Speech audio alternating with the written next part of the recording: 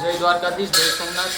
હું મયુર રામ, 8 ખુશિયા તાલુકા પંચાયતમાંથી હું આમ આદમી પાર્ટીમાંથી વિજય થયો છું અને હું દ્વારકાધીશના કસમ ખાઈ અને હું બાહેંધરી આપું છું કે હું હર હંમેશ આમ આદમી પાર્ટી સાથે ઊભો રહીશ અને લોકોનો વિશ્વાસ જે મારા ઉપર છે એના પર હું ટકી રહીશ।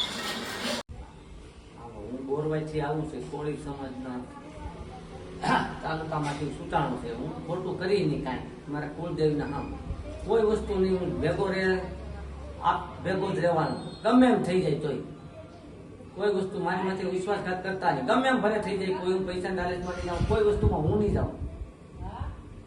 મારું નામ છે મધુભાઈ કનકભાઈ શિયાળ, ધાવા જસાપુર શાક, આમ આદમી પાર્ટીથી વિજય થયેલો।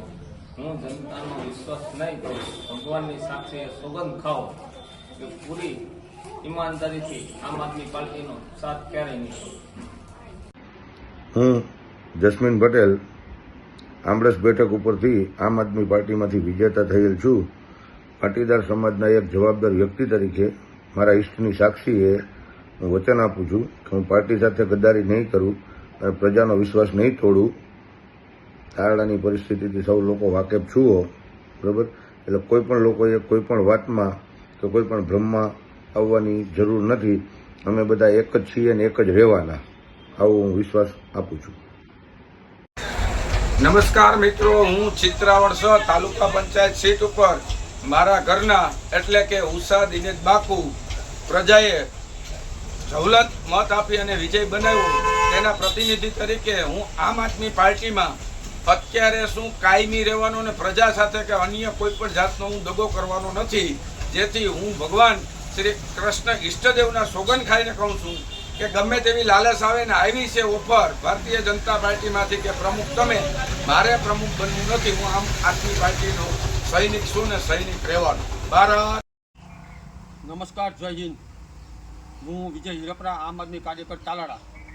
છેલ્લા 2 દિવસથી જે આમ આદમી પાર્ટીના ઉમેદવારો ઉપર ખોટી અફવાઓ ફેલાવવામાં આવી છે કે પાટીદાર સમાજના જે 2 તાલુકા પંચાયતમાં ચૂંટાયેલા વ્યક્તિ છે એને ખરીદી લેશે, તો આ વાત તદ્દન ખોટી છે। આમ આદમી પાર્ટીના જે 7 ઉમેદવાર ચૂંટાયા છે એ તમામ ક્યાંય પણ પક્ષ છોડી જવાના નથી, તો આવી ખોટી અફવાની વાતમાં આવવું નહીં। 7 લોકોએ પોતાની કુળદેવીના સમખાઈને કીધા છે, તો એ જ બાબતે આજે મારા બંને ખાસ મિત્રો લેવા પાટીદાર સમાજમાંથી આવેલા બંને તાલુકા પંચાયત મંડોળ અને તાલુકા પંચાયત આકોલવાડીના ઉમેદવાર એવા શ્રી મનીષભાઈ ગોંડલિયા અને સુધીરભાઈ મુંગરા મારી સાથે છે અને આજ ખોડિયારમાંની સાક્ષી એ પણ કસમ ખાઈને કહે છે, માતાજીના સમ ખાઈને કહે છે કે જો અમારામાં પાટીદાર સમાજનું ગૌરવ લોહી વહેતું હોય તો માની સોગંદ ખાઈને અમે વાત કરીએ છીએ કે અમે ક્યાંય જવાના નથી ને જાય તમે પાટીદારના દીકરા નથી। તો ચાલો આપણે એમની સાથે પણ વાત કરીએ। હું મનીષ ગોંડલિયા, આકોલવાડી સીટ તાલુકા ઉમેદવાર, અને આ ભાઈ છે સુધીરભાઈ મુંગરા, મંડોળા સીટના ઉમેદવાર, વિજય ઉમેદવાર। અમે સોગંદ ખાઈ છીએ, ખોડિયાર માતાજીના સમ ખાઈ છીએ, અમે પાટીદારના દીકરા છીએ। જો અમે ભાજપ ભેગા જઈને તો અમારી માનું ધાવણ લાજે, બરાબર છે? અને ગમે એટલો પ્રયાસ કરશે, અમે કોઈ દિવસ ભાજપ બાજુ જવાના નથી। આંગરા કપાઈ જાય, ગરા કપાઈ જાય, જી થવું એ થાય, બાકી અમે કોઈ દિવસ ભાજપ ભેગા ભળવાના જ નથી। આ ચોખ્ખી ને સ્પષ્ટ વાત છે। આમ આદમી પાર્ટી અરે વફાદાર થઈ અને કાયમી એના માટે અમે વફાદાર રહેવું। જ્યાં જરૂર પડે આમ આદમી પાર્ટીને ત્યાં અમે ખડે પગે ઊભા છીએ।